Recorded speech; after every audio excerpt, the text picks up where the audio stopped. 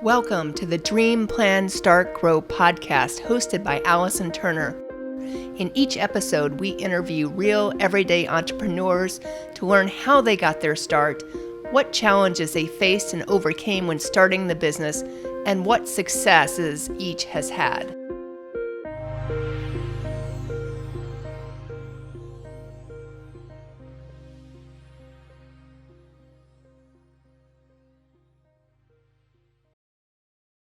Welcome to the Dream, Plan, Start, Grow podcast, where we like to speak to everyday entrepreneurs and learn more about how they got their start. My name is Allison Turner. I'm the founder of BatCat Media Group and Dream, Plan, Start, Grow. Today we're speaking with Sarah Martin of Experience Epic. She owns an event planning company. And Sarah, I know you were in event planning prior to starting your own company. What made you leap and actually start your business?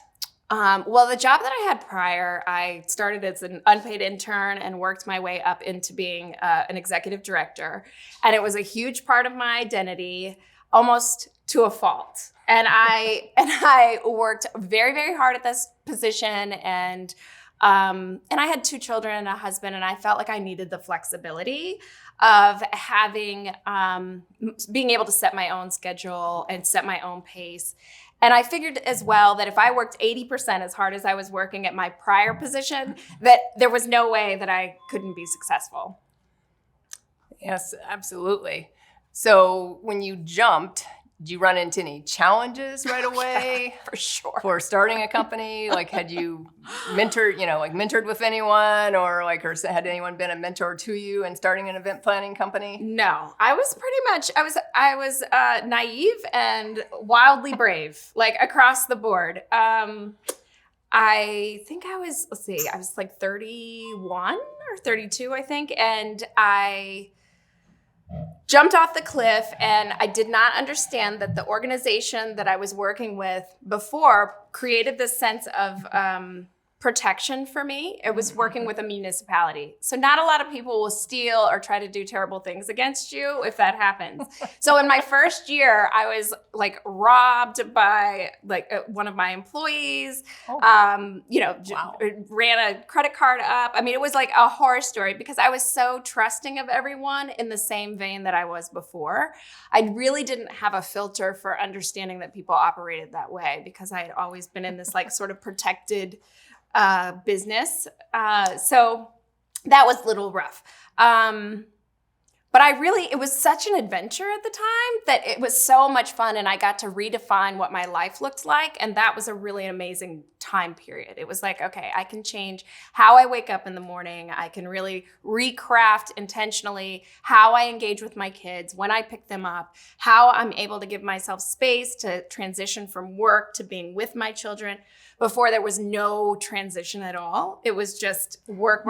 Oh yeah, you're my child? Oh, nice to see you. Okay, get in the car and work, all the way, drive home. So this time I was able to really set the pace myself and have a little more control over that. So that was very, very, very beneficial.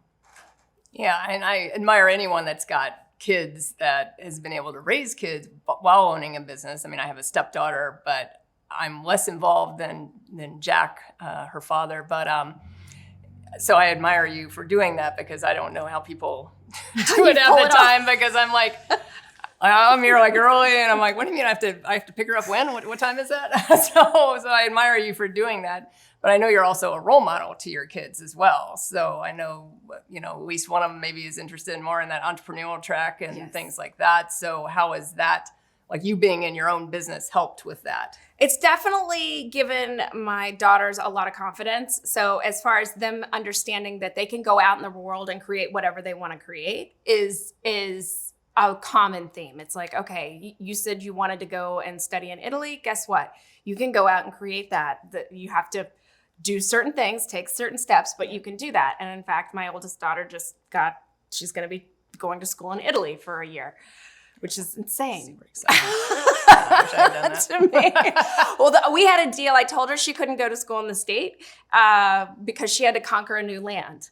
So she had to be far enough. But I did not necessarily know that she was going to go to a whole other country. So that's kind of interesting. And the other deal was she had to go someplace that I would like to visit. I don't want to like have to go to some middle of the, like third world country. Nowhereville. And so I'm like, okay, well, you won on that one because Florence is pretty amazing. But, I think giving them that bravery is what is one of the biggest things that happened out of running a business with them. And I think too, it taught them patience. It's taught them to understand, like, they've seen me when it's great and they've seen me when it's like brought me to my knees. And I think them being able to see how to handle that, or that it's okay to be upset, or that it's okay to have those down moments, and to process them healthily. Is that a word? Healthy? Yeah. Was really important as well.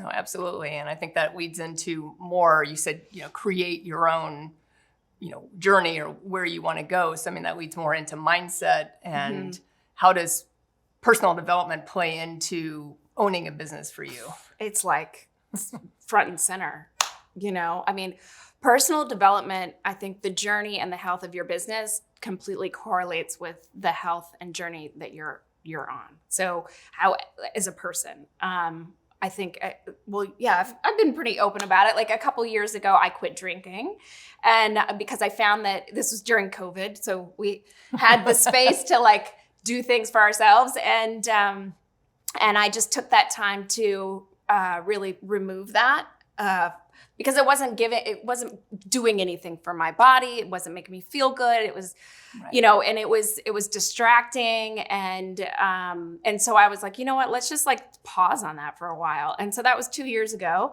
And since that happened, it's been amazing. The leaps and bounds that have happened since then, because my focus is a totally different level. How I speak with people, engage with people, keep track of things. It just all changed immediately. So I think that's just one example, but I think personal development totally correlates with the success of your business for sure. Yeah, you mentored that to me because I've gone back and forth where I've been drinking and just, recreational drinking, nothing in the serious arena, and not drinking. And then I stopped February of last year, did kind of the same thing as what you just described. Yeah. I said, let's just pause for a little bit. Because I found in the pandemic when you couldn't go anywhere, I was like, oh, let's just have a cocktail. Oh, I was like, it's okay. 10? Let's get some champagne. Or like, I literally just saw this post that posted for me, like a reminder, like you posted this like 2 years ago, and it said, what should I start my day with today? Mimosa or Bloody Mary? And I made it where they could pick. Bloody Mary won, and I think that's what I drank. But I was like, that's so sad. Like, I can't believe I just did that. Alcohol. Yes, that's so crazy. No, because I've always known it interrupts my sleep because I track sleep on the Apple Watch. And I would watch, and even if I like exercised all day and had this great day of exercise, which usually helps my sleep, as soon as I'd have like one glass of wine, it didn't matter what, or one whatever, like all of a sudden, like the sleep points would drop, and I was like, really? Yeah. What's going on? Yeah. And then I wouldn't be quite as sharp in the morning. Just because you have that kind of slight edge, whatever the word is. It's like a fuzz. Yeah. It's a haze or a fuzz. Yeah. And the other thing I didn't realize was how much time it took up. Like, you would come home and you'd have a glass of wine, then you'd go grab your phone and you'd talk to your friends, and you'd, and next thing you know, you're like 2 hours in, probably like a bottle of wine in, and you're like, wow, that was a whole 2 hours I've lost. And now I get to use that time to read, go in my sauna, write some notes for the next day, journal, whatever it is. And it's so much more productive. And I just, and not in like a productive way, like, oh, I got to check that box, but like productive in the sense of like authentically productive and furthering and moving the needle on getting closer to your goals. So, yeah. Yeah, no, absolutely. And I know you've since starting Experience Epic, you have started some other businesses as well. Yeah. So I know you own some Airbnbs with your husband. Yeah. I owned a magazine. What else did I do? I've done a lot. I got distracted a lot along the way. Like that was the other thing, because in events, everything's a project. Like Right. each event is a project. So it's very easy to all of a sudden like take on a new project. And it's like, oh, a magazine? Fabulous. It's a project. Well, no, it's a whole other business. And so thankfully I have people on my team like Catherine Quinn, who literally looks at me and says, Sarah, let's think about this, and she sort of protects my creative nature and tells me, put that in the idea jar. We'll come back to it. But like, there's a level of capacity and focus that you need to have to get to your goals, and otherwise you'll just spin your wheels. And I did that mistakenly for like quite a while. But I think when we went into the vacation rental business, it supported our company, the event business. Mm-hmm. Two, it was in the same vein. So it's hospitality management. And three, it was a way for us to invest in real estate and also create a job, like, work out of it, a job out of it, as opposed to just buying property and renting like a regular rental. The houses we rent to, like, I'm very protective of. They're historic homes. Right. So it's not like I don't want to rent it annually because I just feel like it's just going to get destroyed. Right. And I can't see that happen. So that's one of the reasons we chose that route as well, because it was, we've put a lot of love into those properties. Mm-hmm. Yeah, I've seen some of the photos. They're gorgeous. It's always a work in progress because they're all about almost 100 years old. So yeah, it's always mine. It's always something. My regular home's 1925. Yeah. So yeah, 3 more years it'll be 100. So that's all of ours. I understand that work in progress. It's always gonna be a work in progress. Your house is amazing though. Like I didn't even know it was your house at the time. Like and I would drive by and be like, wow, that's such an amazing house. I love that property. It's just so dynamic from the outside, and one of our properties has that same exterior. So yeah, it's Spanish Mediterranean type of look. Yes. Oh, I love it. So you brought up an interesting point a minute ago, and you talked about getting scattered as an entrepreneur, and I've certainly been there as well. Yeah. And I think that's an easy thing for entrepreneurs to do, especially when they're first starting, because when you work I shouldn't say a 9-to-5 job because not all jobs are 9 to 5, but when you work a job, where here's my job description and here's what I do, it's like, here's the box, here's what you need to stay in, and, this is what you do. And then everything out here is these other people. Yeah. And as soon as you become an entrepreneur, well, guess what? It's all you. It's all you. You're the salesperson, you're the marketer, you're the doer, you're everything. You may build your own website, you may build, do everything. And you're managing it all. So it's easy when you're like, oh, maybe I can make some extra cash over here. And like, let me start this on the side, until you go all in and like the main business and really establish that. It's very easy to get distracted and then nothing happens well. Well, I think some of the things that we've learned, like that I've learned, and if I ever go on another adventure of starting another business, I definitely want to make sure that I have enough money in the bank. Because when you're building a brand, ensuring that the first client you get aligns with who you are and what you do is very important, as opposed to having to go and grab jobs just to float the business. And then, so that would be one thing. The other, because I didn't do that. I really didn't I just trusted that my reputation was going to pull it all in. And luckily, it kept the boat afloat, but it just kept the boat afloat. And then next thing you know, I'm doing these events that I'm like, this is not, like, I don't even want my name on this event, like I'm known for like crazy giant experiences, and this really is not fitting that, so having enough money in the bank is a big thing, like, to get started. And then I think too, knowing, like, a lot of times we think like, how can I get this done? And anytime I hear myself say that now, and I just learned this, it's like a new trigger for me. Anytime I say like, oh, how am I going to get that done? Instead of saying how, I say who's going to do this? Because I fell into the trap that it's like, oh, I know enough about social media to get this done, but I don't know enough about social media to like actually be able to pinpoint and convert certain things to sales. I can make it look sexy, I can make it look fun, I can write the copy, all that fun stuff. But like to actually get it to turn into a real sales mechanism? I have no idea how to do that. So if that's the case and I'm investing the money into it and my time is money, then I have to make sure that it's being done the best way possible, because otherwise you're just setting yourself back. Yeah. Mm-hmm. Yeah, very much so. So just make sure you have the right person on your team. Yeah, whether it's someone you hire as a W-2, whether you hire as a 1099, Yes. but just make sure you have that right connection. I think that's critical in this day and age. And there's so many options out there now, where you don't have to have an actual employee do something. Oh my gosh, yeah.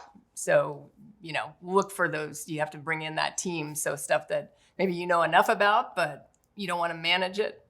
And as you grow, then you can let go of more and more of that control. Well, and the funny thing is, I'm super creative, so I want to, when it's social media, I'm like, ooh, I want to write the campaign. I want to be a part of that because I find joy in it. I truly love to work. I love to work in my job. I walk into the office and I look at my team and I'm like, oh my God, I just love to work. And they're looking at me like, you are a nutcase, But I feel like it's fun to build something and create something. So when it comes to the social media stuff, it's like, oh, I want to be a part of that. But then I have to pull myself back, take a look at it and say, okay, where is your time best spent? And also preserving my own energy, because I tend to go all in, like a psycho almost. And so I've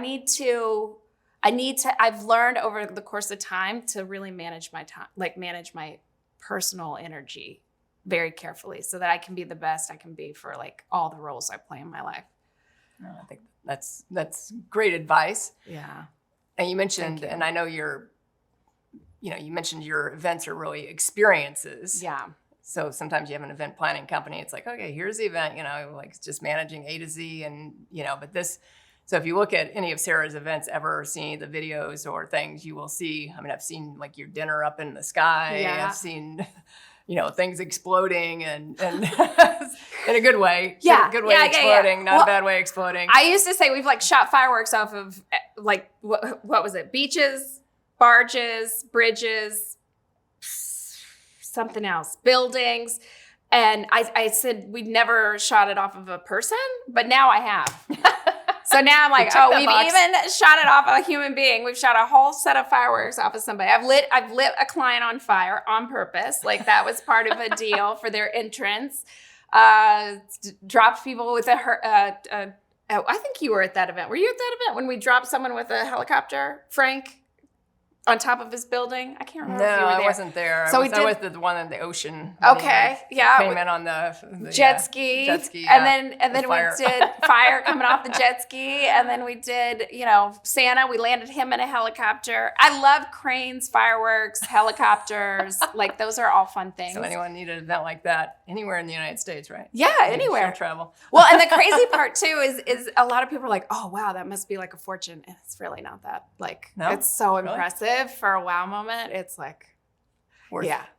Yeah, I was like, oh, when they have my high school reunion, I'm gonna come back in a helicopter. I'm gonna land it right in the front and be like, "Here's Sarah." Drop in. I can see her parachuting out. That'd be awesome. Hey, I'm here. Oh my gosh.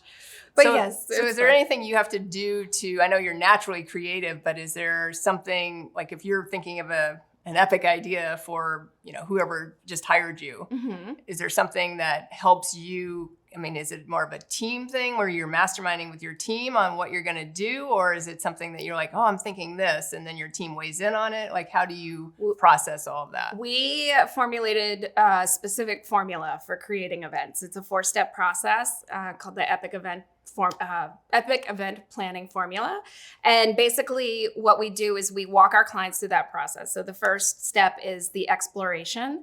That's where we make sure to explore all the key KPIs, right? Key performance indicators of what the expectations are and what role they want us to play. Because sometimes people want to be a part of the excitement of planning, and we don't want to take that joy away from them. But then some people are like, just take the ball. I can't do it. I just want to show up, and walk in and and so so we want to make sure we're playing the right role. And then we move into the projection phase. And that's really where we pull together what the event's going to look like creatively, knowing that those goals are very specific. I mean, because we don't throw parties just to throw parties. We throw parties to create, lasting memories. Internally with corporate, we do it to create like data for someone. So to generate data, to create sales, all those mechanisms that basically affect the bottom line and create revenue. Those are goals that we ensure are part of the plan. And then we look at brands and what the brand involves. That's where Dinner in the Sky came from. So, we were looking at working with 2 fabulous restaurants in Delray, and we paired with Lamborghini Palm Beach because the type of clientele that engages with Lamborghinis are exclusive, one of a kind, adventurous, really stand out kind of person. And so that whole experience of Dinner in the Sky aligned directly with that kind of client. And that night we sold the Lambo, which is insane. Wow. Yeah, that was a crazy story. I told the guy not to lean on it. I was like, please don't lean on that. And he's like, oh, I want this car. And I was like, yeah, they're pretty cool. I want one too. And then he's like, no, I mean, I want the car. Like, how much is it? Who do I talk to? And I'm like, oh, okay. You want the car. Hold on a second, Because he can lean on his own car. Lean on it all you want. But that sort of shows you like how we customize the experience to really address and align with the goals and the brand or the memory or the moment, whether that's private or corporate. After that, then after the projection phase, we then move into implementation, and we just basically get it all done and get all the T's crossed and I's dotted. And then the final part is our conclusion. And that's where we have all of our follow-up and everything. So we've worked really hard to create that system so that we're not just throwing a party for the sake of throwing a party. Like, we're making sure that it's really serving the purpose. Right. Yeah. Yeah, no, I think that's an important thing. And because I think too many people out there let's just throw a party. Okay. Yeah. What's the end goal of the party? You're just having fun. You're just going to spend some money, Mm-hmm. So I think that experience piece, is critical, and, because it makes it memorable. So whatever the end goal is, whether it's to sell the Lamborghini or not sell the Lamborghini, and happens to sell, whatever it is, like that, those people walk away with like, wow, that was like an amazing experience. Mm-hmm. I mean, we one of the major values that we take in is that we want to make sure that, what's the most valuable thing that anyone owns? And that's time. And so when people have invested time with us and time to actually get up, get dressed, get all done up and show up to an event, we take that seriously. That's their investment to be there. And so once they're there, then it's our time to like show that back to them, like show that love back to them, and make sure we're not wasting their time with a boring party, because we want to make sure that when they're 80 years old and they're sitting on their rocking chair, that this is the party that they go, I remember when, this was the most amazing experience. So that is our mecca, our goal. Mm-hmm. Yes, that's it. I know at one point, and I haven't heard much about this recently, so I don't know if you're still doing this. Are you still doing like weddings and bat mitzvahs, bar mitzvahs? Yeah, we do all the private events, the events that you cry at. Yes. I have a whole team that does that. Bailey Brooks Mashburn is in charge of that, and she is phenomenal. I do it on occasion, but it's only on special occasions. I prefer more of the corporate fundraising, nonprofit, that thing. That's my municipal. That's like my gig personally, but we have a great team. It's a team of 7, and they all have their passion and their niche. And we also are in the sponsorship market too. So half the time we can get the budget down just by making great partnerships. So. No, I didn't realize you were in the sponsorship. Yes. That's a niche unto itself. It is. We have Deborah. Deborah leads that up. She is phenomenal. She's sold for a lot of large sports teams, and we're excited to have her on board. And she's killing it. So, now, how long have you been in business?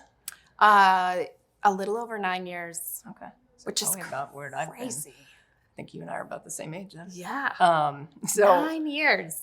Yeah, I know. 9 or 10 or something like that for me. I have to go back and look. Well, you have to throw a 10-year party. That will be the first party we throw for Experience Epic. Will be our 10-year anniversary. Now, how long did it take you to build that team of 7? So obviously, I know you probably started with you, and you're like, woo. I kissed a lot of frogs. I will tell you that. I kissed a lot of frogs. And I went the intern route for a long time. Like, oh, we'll just get an intern. That was, whew. That was hard. Interns are great as long as you have someone that can lead them well. And I don't think that was me. And I think it probably took like 4 years for me to really find my first like real squad that, you know, was really solid. I think following that, now I feel like we're finally at a position where we can really ramp up. So I would like to say now, I feel like, but I know that's sort of depressing to think you've worked 9 years to build a team. No, not really. I mean, I think part of the reason for this podcast is to really demystify some of the, you know, you see a lot of the quick, I'm a millionaire after 1 year in business, you know, on social media that gets sponsored all over there. And like, that's like few and far between are those people. And, you know, sometimes someone builds an app and they sell it really quickly and it's some amazing app, but they've been working on. What they don't tell you is before they launched that app, like they worked on it for years to actually build it and work out all the bugs and everything. They don't tell you any of the backstory. So part of the reason for this is to really, you know, look at that journey, because each person's journey is a little bit different. It is. I think it's a little bit different, but they all sort of have the same theme. We all sort of make the same mistakes. Because every time like I make a mistake, I'll turn around and be like, oh yeah, I remember when so-and-so told me to watch out for this, you know? I just did it. But what's cool about it is that, you know, like, oh, I'm not the only one that's gone through this, and there's a solution, and we will get past this. And, you know, how can I learn from it? How can I change it? You know, those are all big pieces. And, you know, knowing that you're not alone is a huge piece. You know, you have to be brave, you have to be smart, and you have to like be able to sweat bullets on occasion. But ultimately, it's a blast. I couldn't even imagine like having a regular job nowadays. Like I just couldn't. Actually, my daughter said that to me the other day. She's like, I don't even know what it means to like have a real job. And I'm like, what do you mean? Like, we have real jobs? And she's like, yeah, but I don't really know what you guys do. You know, like as far as like what my husband does during the day, because we're always there to pick him up. We're always there to drop him off. Right. We've always got, you know, they come first and foremost. So it's hysterical that sometimes they don't get it. And now they get to come to events and they're like, oh my God, this is so fun.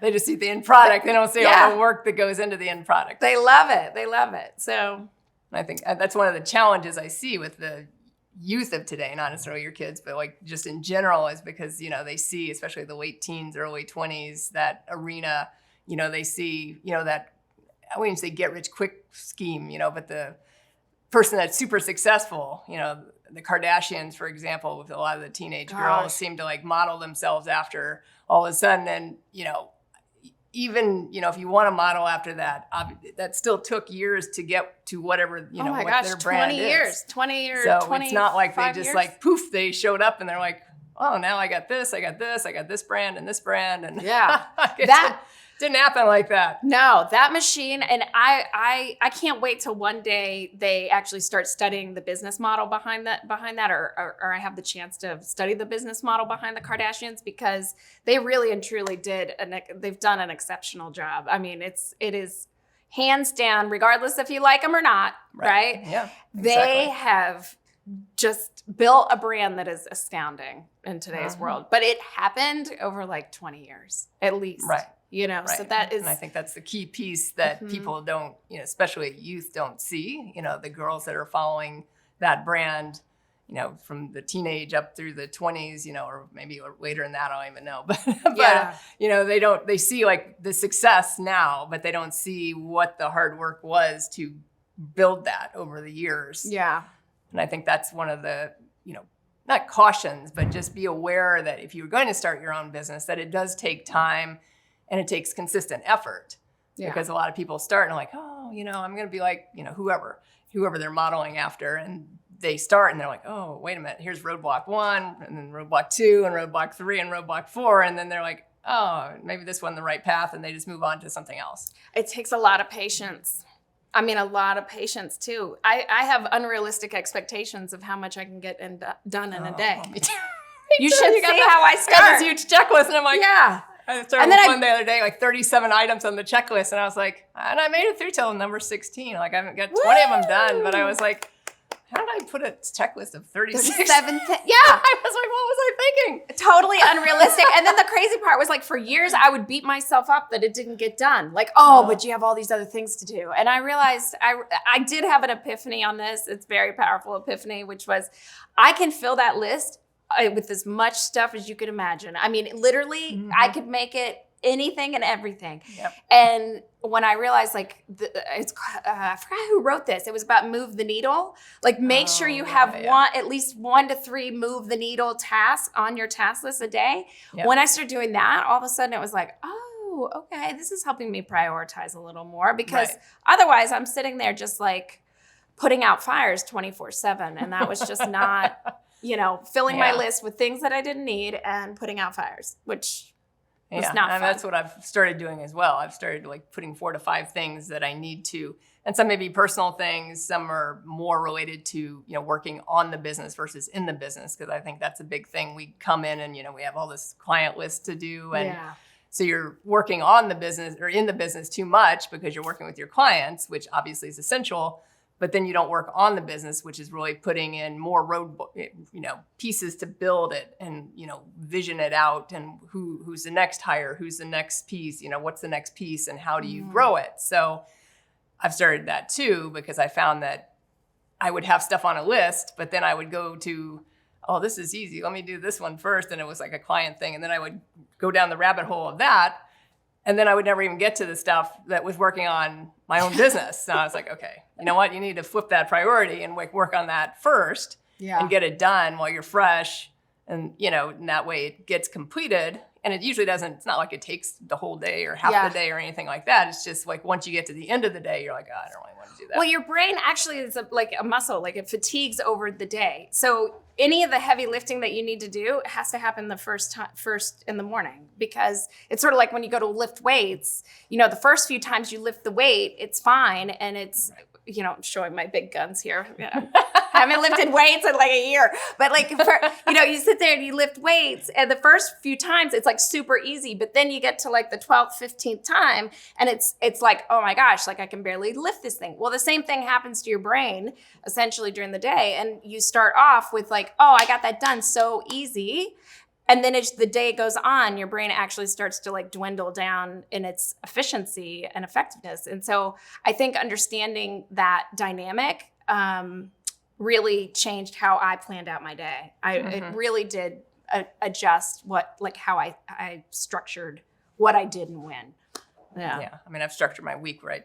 Mondays and Fridays, I don't even schedule meetings. Yeah, oh no. Oh my God. I remember I used to be like, when's convenient for you? Right? What's convenient for you? And then I'd be like, meeting at 10 and 2 and then 11 and 1. And, one was in West Palm and one's in, Boca and one's all over the county. And you just turn around and you're like, oh my Lord. Like, what was I thinking?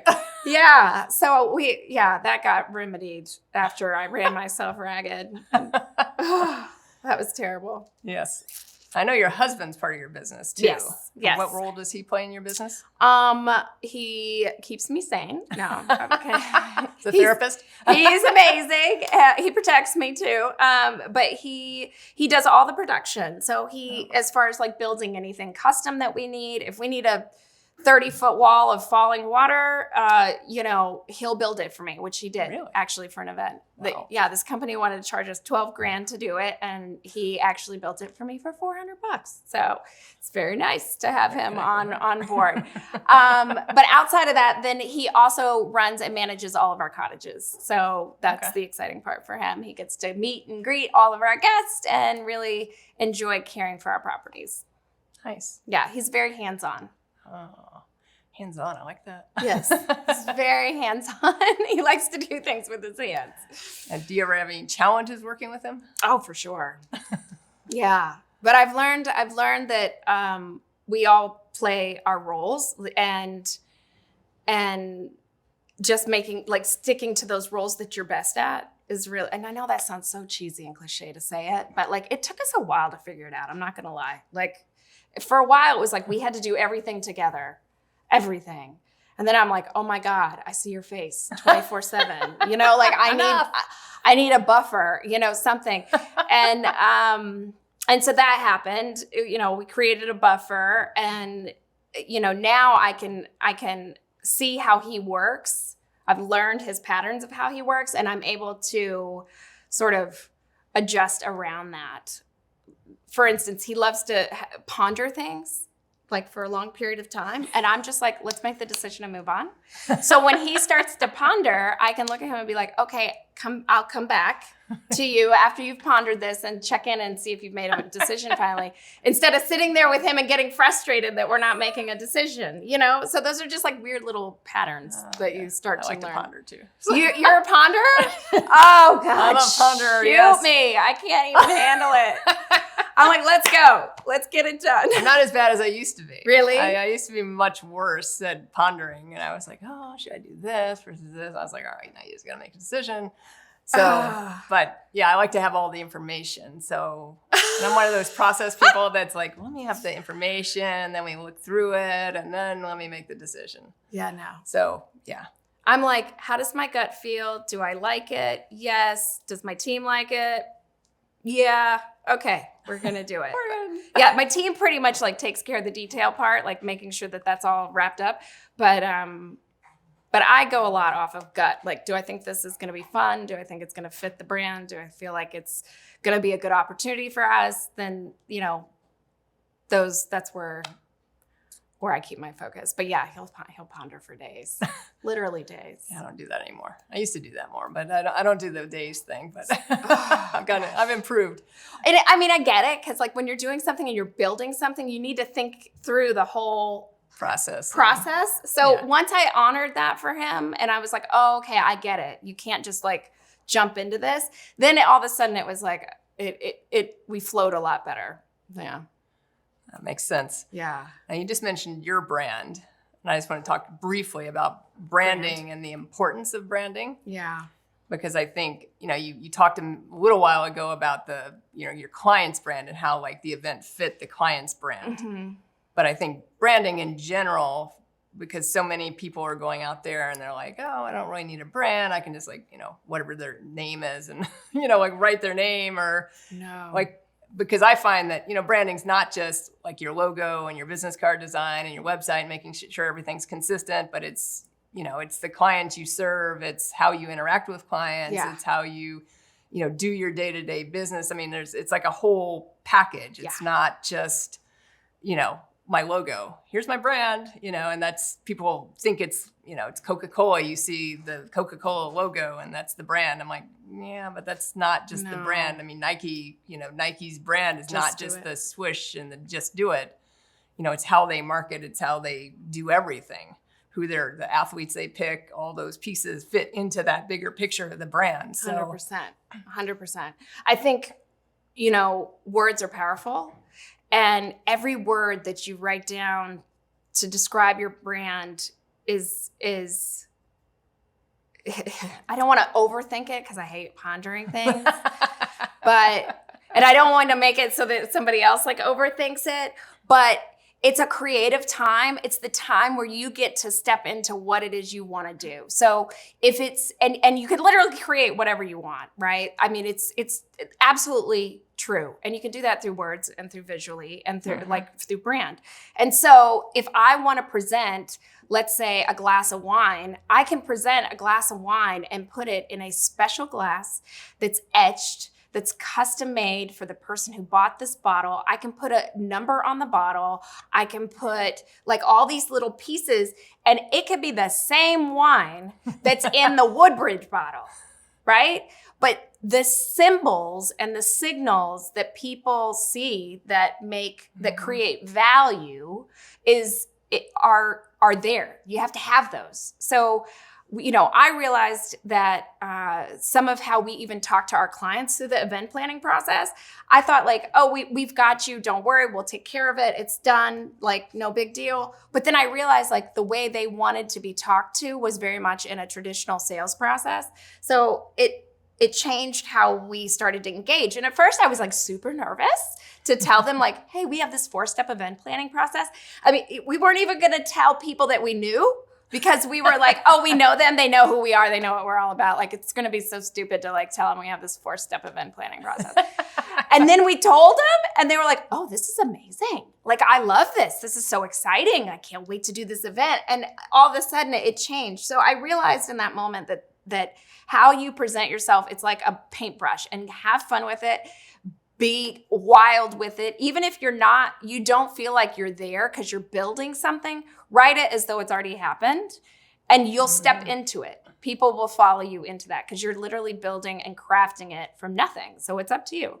It's whatever you want it to be. I like that. I like the paintbrush analogy. Yeah. I mean, it's so much fun when you get to do that. That's my favorite part, is you can literally craft into whatever it is you want. So I know recently I saw on social media that you had started working with, like, is it a mentor? Oh, yeah. Yeah, a new So- coach. Yes. Yeah. So, Yes. I mean, I find that coaching, mentorship is like critical and growing, Yeah. and those people may change throughout Absolutely. your journey. So who you might start with may be completely different than 10 years into your journey, 100%. just because you need different pieces. But how did you decide now or more recently that you wanted to hire somebody that was that person now? So I felt like I knew what we needed to get done, but I wasn't approaching things well. So it's like, I know we need to hire staff, right? But every time I try to hire staff, it's not going well. And it's pretty much a spray and pray. And luckily, I've got some great people. I have Catherine, I have Deborah, I have Bailey, I have Sarah, I have my whole, like, everybody. And I love them. And by the grace of God, somehow they have landed it with me, But we've also kissed a lot of frogs, wasted a lot of money, and wasted a lot of time. And so I think through that process, I realized that there has to be more processes. And rather than sit there and spend my brain power, which is operating in a scarcity mindset, right? Not spending the money and being like, I'll just figure it out. Well, all that brain power that I was using really pulled away from my energy and preserving my energy and being the best that I can be for the company.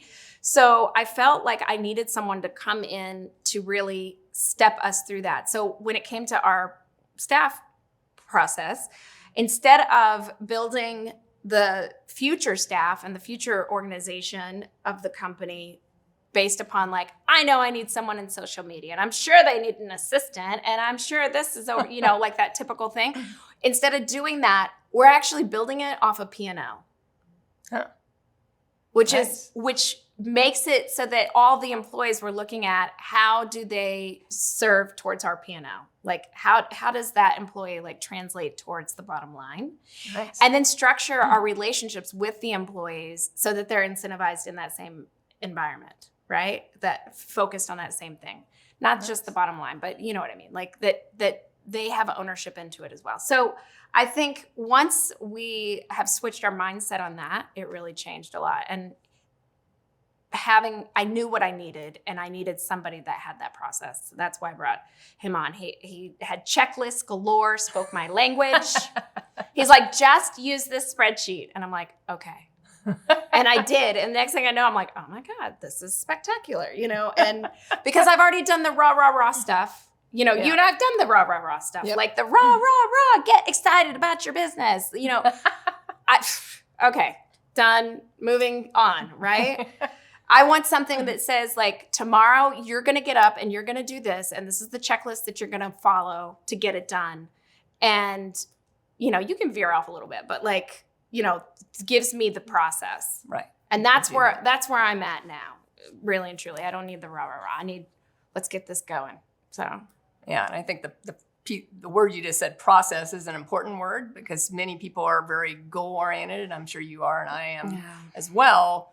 But it's really the process, which is the doing part of that goal, because the goal could be a year down the road, 5 years down the road, depending on what you're trying to build. So if you're just looking at, if I'm just looking at like, okay, I want to double the company's revenue in this year.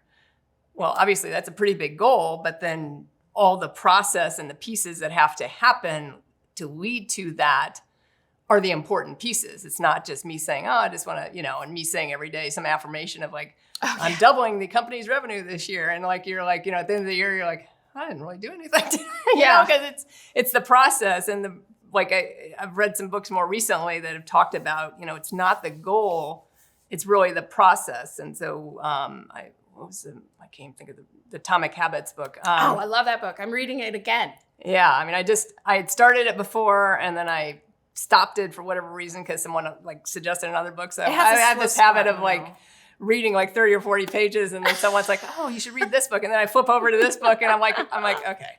So on 75 Hard, I have to read 10 pages a day. So that I finished that book by doing the 10 pages a day. Good job. So, but I remember him saying like, if you want to go to the gym and get in a habit of going to a gym, it's not like, okay, my goal is to go to the gym, or your goal is to lose weight or whatever. It's the process of getting to the gym. So he was talking about, this person that it was calling the cab every day. I think they live in New York City or something. It was calling the cab every day to get to the gym. That was really what got them to that goal. It wasn't, I got to get to the gym.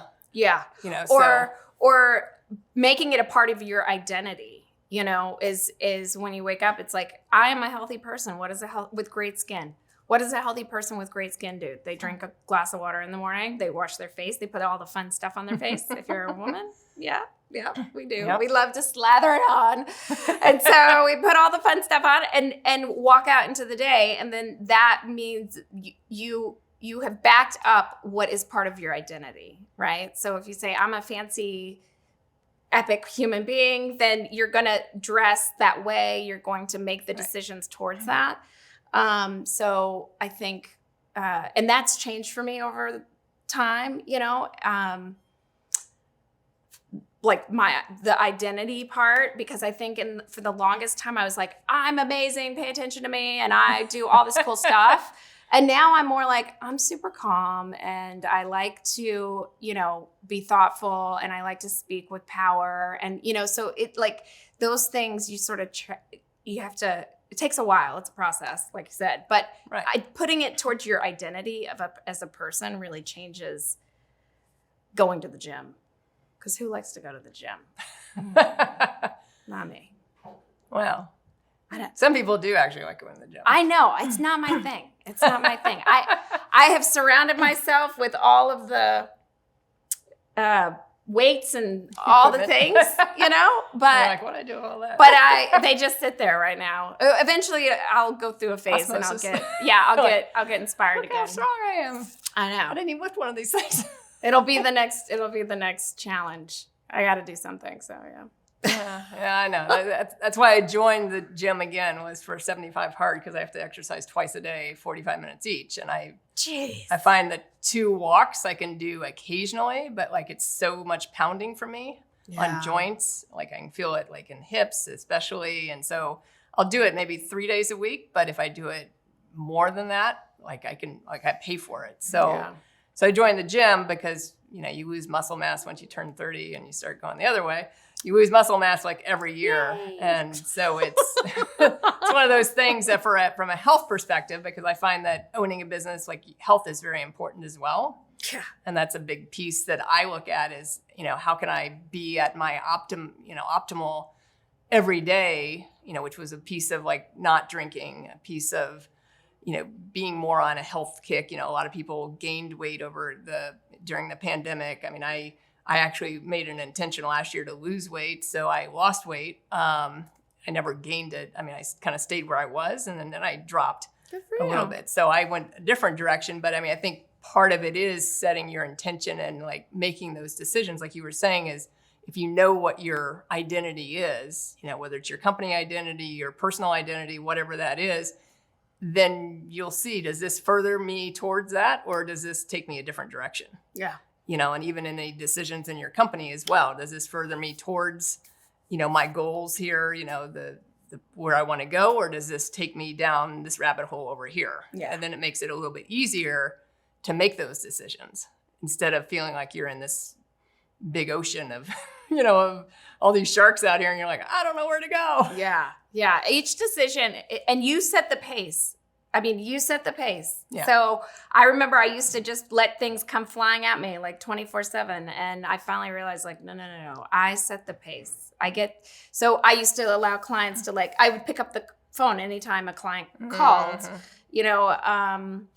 and that became an issue because it was like they would call me at 6 o'clock at night, 10 o'clock at night, and I was answering the phone. and I wasn't honoring my space. And so I realized, that you are in charge. So yeah, that's one of the reasons I took our cell phones off of our business cards. Yeah, I did much too. to my chagrin of my partner over here, Really? who wants it on his business card. And, but that was one of the reasons because we have a voice over IP system, so I can have it forward to my phone. So that's not a problem. If I want to answer the phone, I can still forward it over. Yeah. But that way people aren't calling. I have clients out in California, so it's 3 hours earlier. So when it's 5 there, it's 8 p.m. here. Yeah. So and most of the time they're really good at respecting my time overall, unless there's like an emergency type of situation. But that's the key piece is, you have to have those boundaries and, so you recharge too. Because if you're always beholden to whoever, whether it's a client, kids, whoever it is, you have to have your own personal space too. And you have to be able to recharge to be at your best, to operate at your best in the company. Absolutely. Oh, and I also think that tripling up on things is totally okay, like doubling up and tripling up. And I'll explain what I mean by that. Because I truly enjoy doing what I do. It brings me joy. It makes me happy. So it's like my hobby and it's also my job, and my passion. And so where I have to turn myself off, it's kind of funny. What I'll do is my daughter has ADHD or ADD, one of the two. We don't know. I don't know.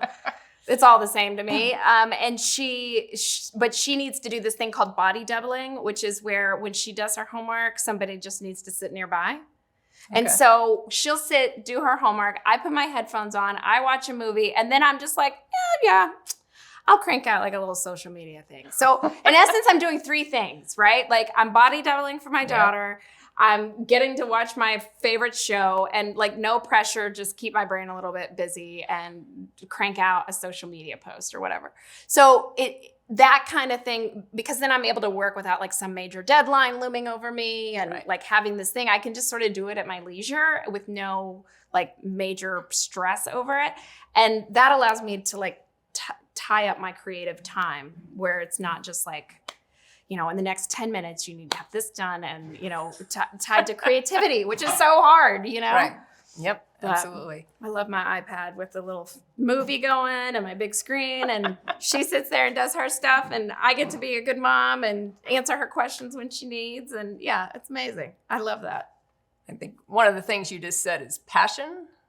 And so that piece, whenever you start a business, some people start a business because they think they're going to make money. And that's their end goal is okay, I want to make money. And money's obviously a byproduct, should be a byproduct of your business. Otherwise, don't get into it. Yeah. But you have to have a passion for what you do. You have to, you're doing it every single day. So you have to have a passion for what you do and see it as a service to your client, whoever that is. So whether you're selling some widget and, this person, these people over here need this widget, but you're fulfilling that need. So it's the same thing as you have to have that passion. And I think that's super important because there's a lot of things out there that you can get into. People are like, oh, well, my passion is, whatever, and people have been able to make businesses out of just random things. Whoever invented the pool noodle thing, probably has made millions of dollars at this point. So they probably are just wish I had something to float on in here. And they've invented this thing and probably put a patent on it, and they're probably sitting pretty right now. Yeah. But yeah, so that's where you got to be really clear. I think so. The passion part, started with I got hooked into events a long, long time ago. It was like almost like a drug. It was very exciting and it was very fun and it fit my personality and I got to like boss people around, which I love to do as a Leo. Oh, sorry, I'm just being super honest here.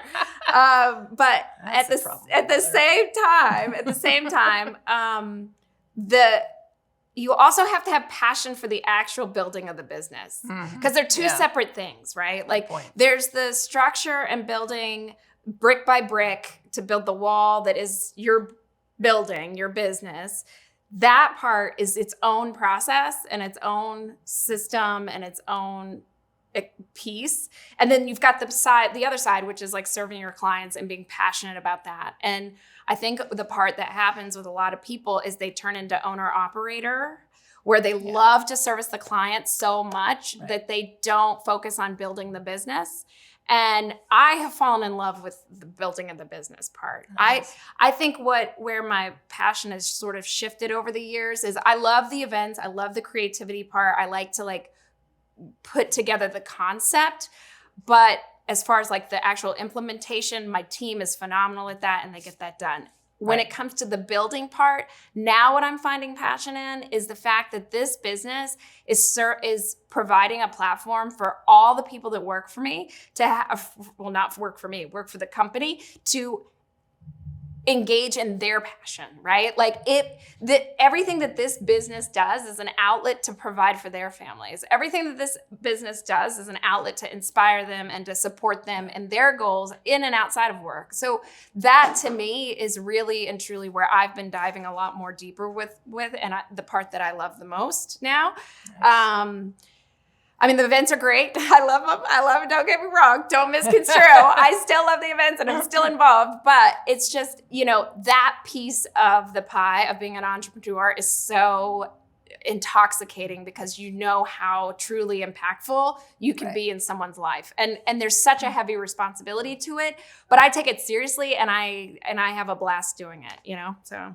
No, I mean, you make a great point because you have to have that passion for building the business, which means you have to also get time away from, working in your business. So working on every single project and building that team. That's not feasible. So you can then build your business. Yeah. But I think you make a great point of differentiating those two because it's not just a service. If you just want to do the service and go work for someone that provides the service. Yeah, save yourself the heartache. And don't deal with the building of the business because that's a whole different animal and it's not always fun. I think we both learned that. It's a challenge. So my last question for you is if you could provide like one tip to someone that was getting into business for themselves. So it could be event planning, it could be something completely different. Like that maybe you learned the hard way when you started your company. Like what would that be? One tip. One? One. Narrow it down. I know. I should have prepared for that question. One tip. I think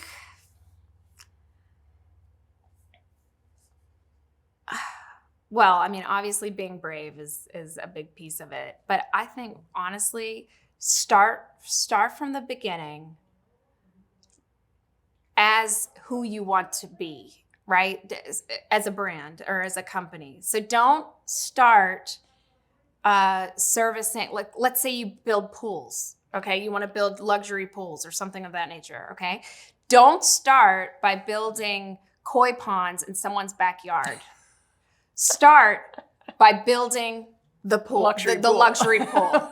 You know what I mean? Because I think that was where I really held myself back a lot. And some of it was fear. Yeah. But honestly, it's the same amount of work to build and get the client and to build the koi pond that it is to do. More. Yeah, sometimes a lot of times it's more work to do the big luxury pool or or vice versa. If you want to do koi ponds, like epic koi ponds or whatever, and then don't start in pools, start with where you want to be and start with don't start with where you are. When you're out into the world. So just project that you are, this is who I am, this is what I do, and go from there. So I mean, I think that's a great tip because I've done the same thing that you did. So, it's so painful. And you talk about, and you're like, oh, what did I take this client on. Yeah. And then you're like, okay, I really need to let him go. Yeah. Like, what am I thinking? But yeah, I mean, I think you have to, because it also mixes your brand too, because then when you're out in the community, you're like, oh, they just did, that koi pond over here. So they think about you for the koi pond, and that's what they ask for as opposed to the big luxury pool. Yeah. That's just the example we're using. But, so I think that's true because, I mean, like when we rebranded the company, I really looked at like all the services that we had under the umbrella, and I was like, I don't really want to like I don't even enjoy, because we started as a consulting company originally. Oh yeah. And so I was looking at it, I'm like, I don't want to do I business remember plans. We talked about this. I was like, oh, I hate doing business plans. I mean, I like the research part, but like then writing all the crap out, I'm like, ugh. So I was like, you know what? I'm going to take that whole consulting piece off and do more of the coaching side and really work with the startups, which I love to work with. Like that's my passion on that side of things, is really working with the startups and the entrepreneurs that are kind of stuck under that 100,000 mark. So I think that's where, so I took off the kind of consulting side. And then I also took off some of the digital services because I'm like, I'd rather refer that out. So like Facebook ads, for example, most of the clients I've seen don't have $1,000 a month that they want to drop on Facebook ads. They're like, oh, let's do Facebook ads for $250 a month. And I'm like, you might as well just boost the post for $250 a month. Like, and that's a lot simpler than doing a whole ad campaign. Yeah. And you can still boost nice graphics and all that stuff. But, but most of them are like, oh, let's do this. I'm like, or Google ads, like that's an art unto itself, and it keeps changing. And I feel like even if I hire someone, I still need to understand what's going on with it. So I think that's where I'm like, okay, we're gonna like narrow things down and just build people into. So if someone comes to me, I can bring in someone that can do Google pay-per-click ads. Yeah. And just say, it's not me. I'm gonna they're gonna work with us for like the web. We'll do the website. They're gonna work on this piece and like collaborate. Yeah. So I think that's key. Your zone of genius. Yeah, exactly. Yeah. So again, we're talking to Sarah Martin today from Experience Epic.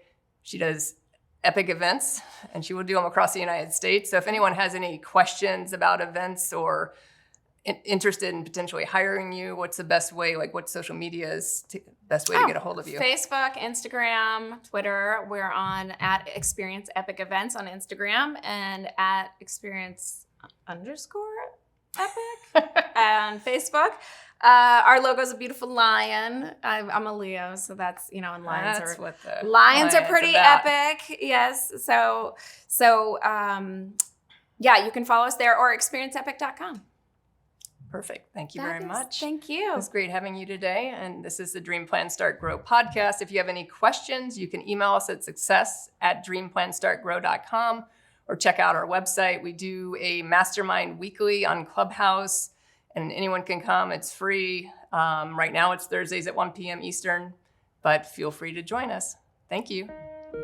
Thanks for tuning in to the Dream Plan Start Grow podcast with Allison Turner. If you like what you heard, make sure to subscribe and leave a review. Join the Dream Plan Start Grow community by following us on Facebook or Instagram at Dream Plan Start Grow. See you in the next episode.